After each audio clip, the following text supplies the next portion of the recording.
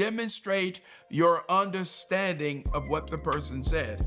Now, here's what I need you to know. People with a great deal of emotions involved in an argument, they will equate understanding with agreeing. And that they will equate disagreeing with you not understanding. So the danger is just jumping to disagreeing. They're going to automatically tell you, well, that's because you don't understand. And there is a difference, and it is possible to understand. Watch this. It is possible to understand and agree.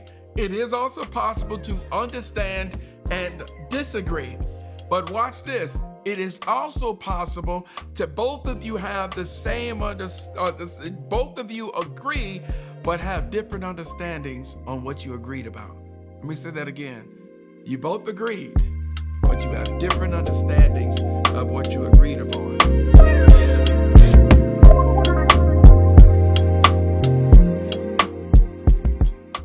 Welcome to the Dr. G.L. White Show, where we explore the role of Black fathers in building strong families and healthy communities.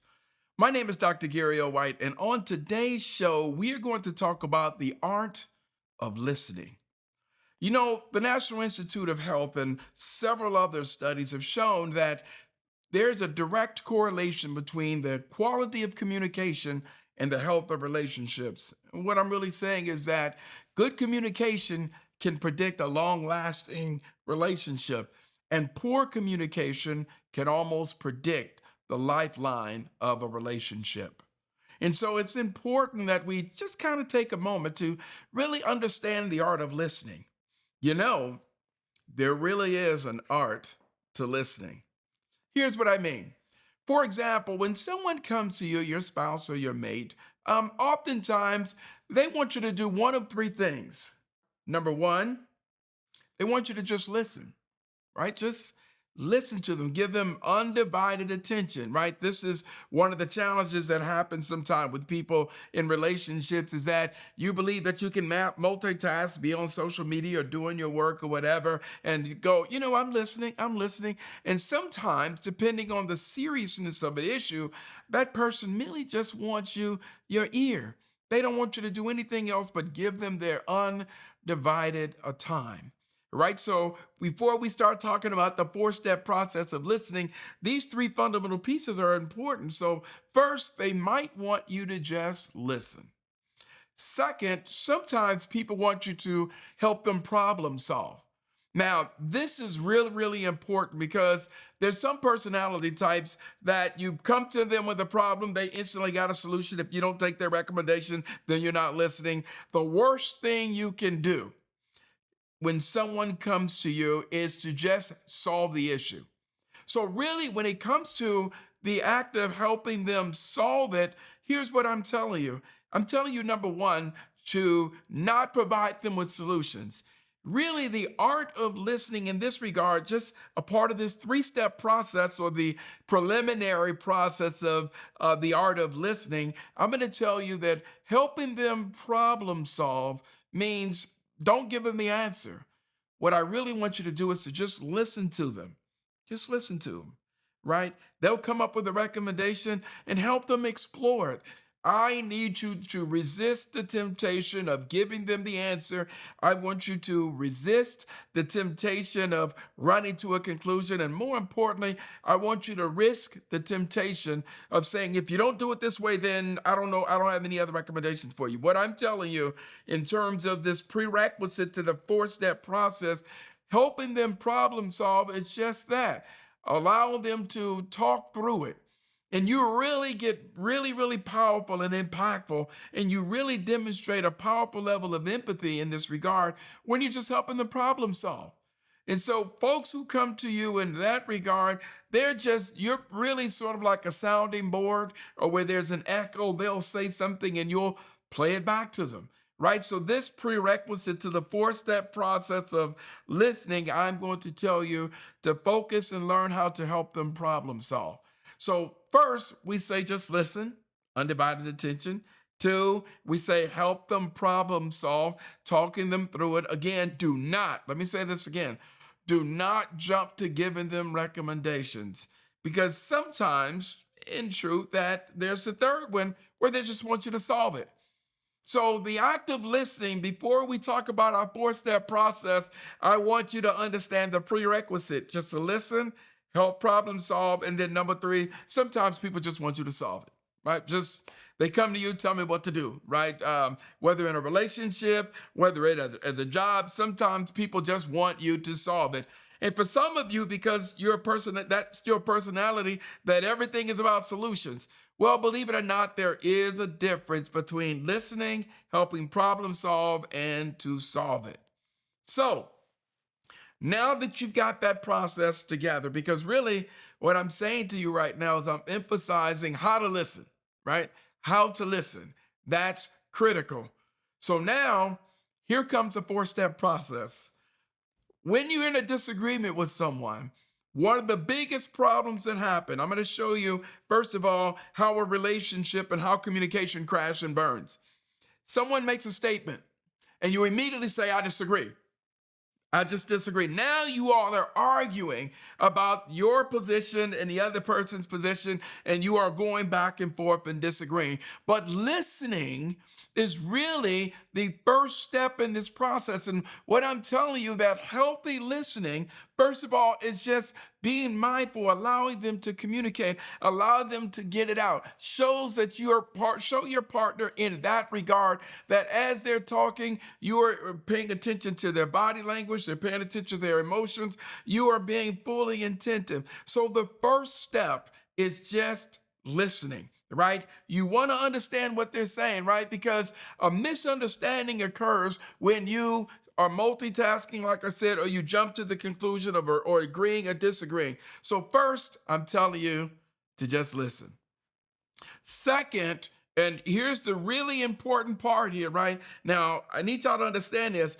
Depending on what the topic is, depending on the seriousness of it, depending on the level of emotions involved, this second step can be very, very difficult, right? So that means what I want you to do in this regard is demonstrate your understanding of what the person said. Now, here's what I need you to know. People with a great deal of emotions involved in an argument, they will equate understanding with agreeing. And that they will equate disagreeing with you not understanding. So the danger is just jumping to disagreeing. They're going to automatically tell you, well, that's because you don't understand. And there is a difference, and it is possible to understand. Watch this. It is possible to understand and agree. It is also possible to understand and disagree.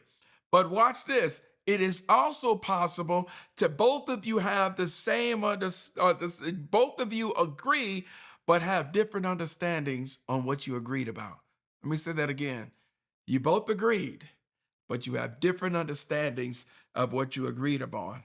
So that always shows up, because if something goes wrong and then the argument is, well, I told you, we agreed on that. No, you had a different understanding of what you agreed on. So in this second step around demonstrating your understanding of it, right, what you want to do is paraphrase.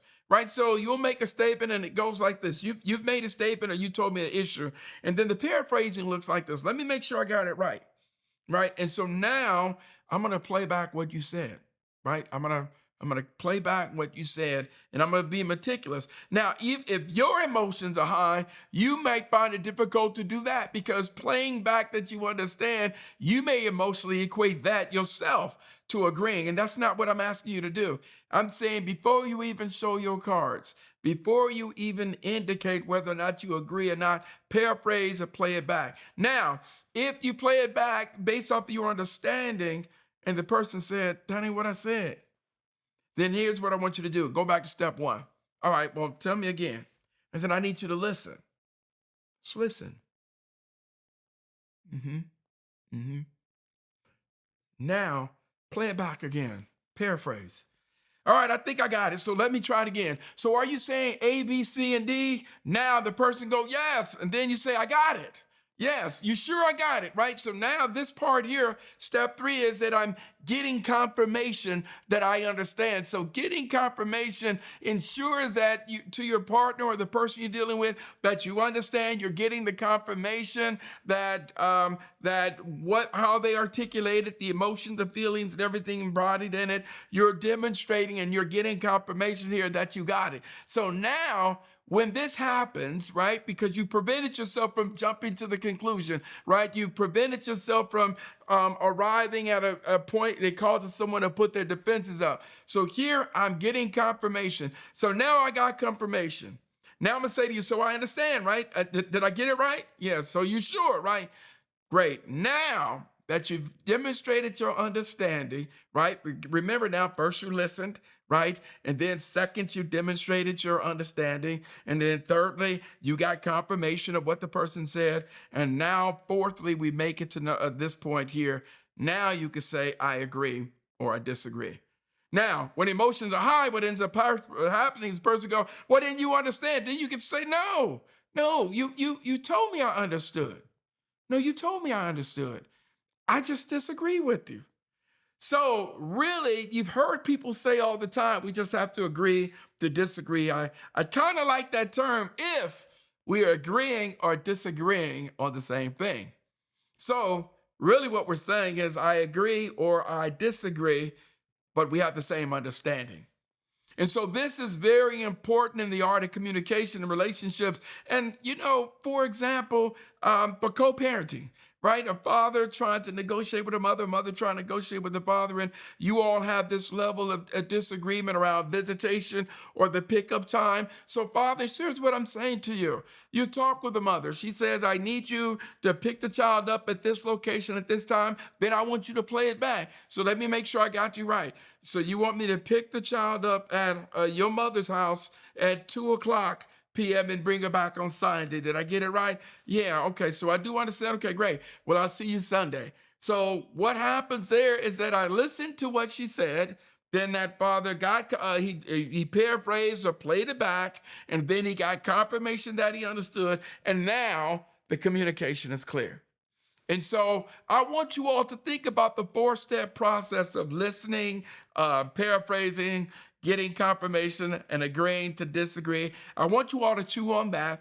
And I want you all to chew on the prerequisite, which is the fundamental art of listening, right? Where you, again, someone's just expressing their concern and you're giving them the undivided attention of listening. Number 2, you want them to help problem solve the issue. Or number 3, they want you to solve it. So when you do those 3, plus that 4-step process, you will find yourself learning to communicate so much better. And I'm going to tell you, it's a great deal of relief.